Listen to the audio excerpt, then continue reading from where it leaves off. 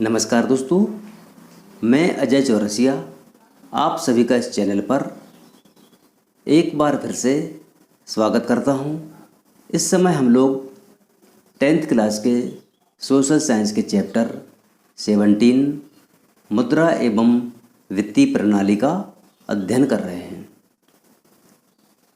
इसके पिछले वीडियो में हमने मुद्रा का परिचय और मुद्रा के विकास के बारे में चर्चा की थी और यह जाना था कि हमारे जेब में जो आज मुद्रा का स्वरूप है उसका विकास किस तरह से हुआ है। प्राचीन काल में वस्तु विनिमय के माध्यम से मनुष्य अपनी आवश्यकताओं की पूर्ति कर लेते थे, लेकिन धीरे धीरे मुद्रा के रूप में गाय, बकरी, हाथी के दांत, मछली के कांटे, चमड़े के सिक्के, सीप आदि का प्रचलन होने लगा। लेकिन इन सब में प्रामाणिकता का अभाव था और इनका संचय भी नहीं किया जा सकता था। धीरे धीरे मनुष्य का ध्यान धातुओं पर गया और धातुओं के सिक्के बनने लगे।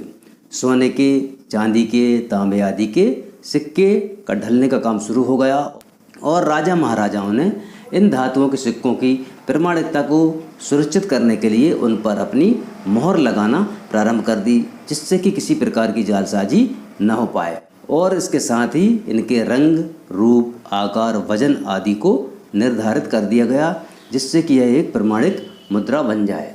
लेकिन धीरे धीरे बैंकिंग सुविधाओं का विकास हुआ और कागजी मुद्रा प्रचलन में आई और धीरे धीरे चेक, ड्राफ्ट, हुंडी आदि का इस्तेमाल किया जाने लगा और धीरे धीरे प्लास्टिक मुद्रा के रूप में एटीएम कार्ड और डेबिट कार्ड का विकास हुआ, जिनका सबसे अधिक इस्तेमाल किया जाने लगा है। आज के इस वीडियो में हम मुद्रा की परिभाषा और मुद्रा के कार्यों पर चर्चा करेंगे। तो आइए शुरू करते हैं आज का वीडियो। मुद्रा के कार्य एवं प्रकृति के आधार पर अनेक विद्वानों ने मुद्रा की परिभाषाएं दी हैं। मुद्रा की कुछ परिभाषाएं हम यहाँ पर देखेंगे और उनको समझने का प्रयास करेंगे। सबसे पहली परिभाषा मार्शल की है। प्रोफेसर मार्शल ने लिखा है, मुद्रा में वे सब वस्तुएं सम्मिलित हैं जो किसी समय अथवा स्थान पर बिना किसी संदेह अथवा जांच के वस्तुओं एवं सेवाओं को क्रय करने तथा व्यय का भुगतान करने के रूप में स्वीकार की जाती हैं। मतलब मुद्रा में वे सभी वस्तुएं सम्मिलित हो जाती हैं जिस पर किसी प्रकार का संदेह न किया जाए, जो किसी जांच के दायरे में न आती हों और सभी लोग इनको स्वीकार करने के लिए तैयार हों। मतलब यह है कि कोई भी व्यक्ति जो कहीं भी रहता हो वह मुद्रा को उसी रूप में स्वीकार करेगा जिस रूप में वह है।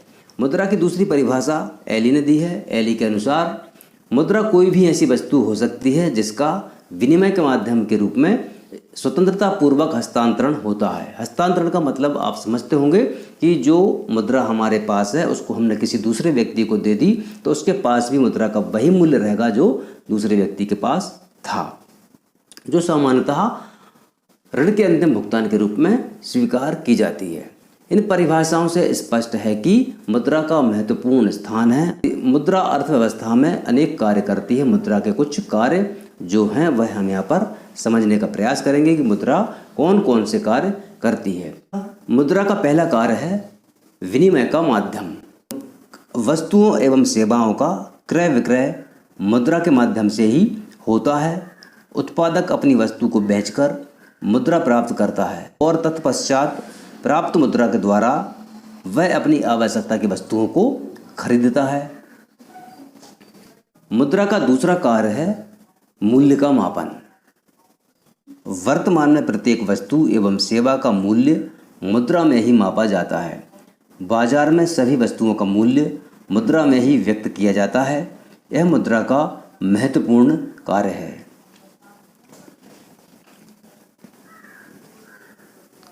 मुद्रा का तीसरा कार्य है क्रय शक्ति का हस्तांतरण।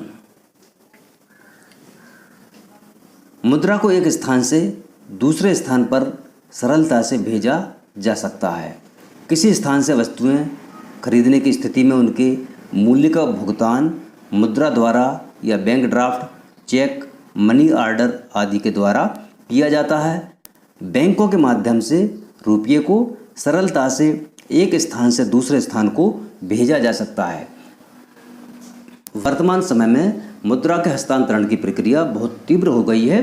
आप घर बैठे एक क्लिक पर अपने पैसे को दूसरे व्यक्ति के खाते में जमा कर सकते हैं।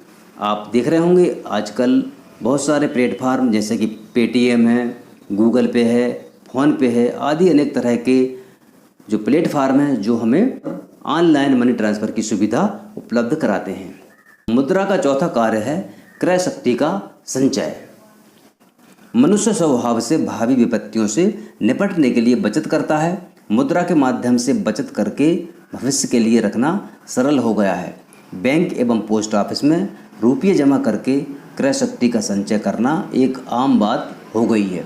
इसके साथ ही मुद्रा के माध्यम से उधार लेन देन की प्रक्रिया बहुत सरल हो गई है। उपभोक्ता मुद्रा के माध्यम से ही अधिकतम संतुष्टि प्राप्त करता है तथा उत्पादक अपने उत्पादन की मात्रा को बढ़ाता है, क्योंकि उसको मालूम है कि अधिक उत्पादन करेगा तो अधिक मुद्रा की प्राप्ति होगी।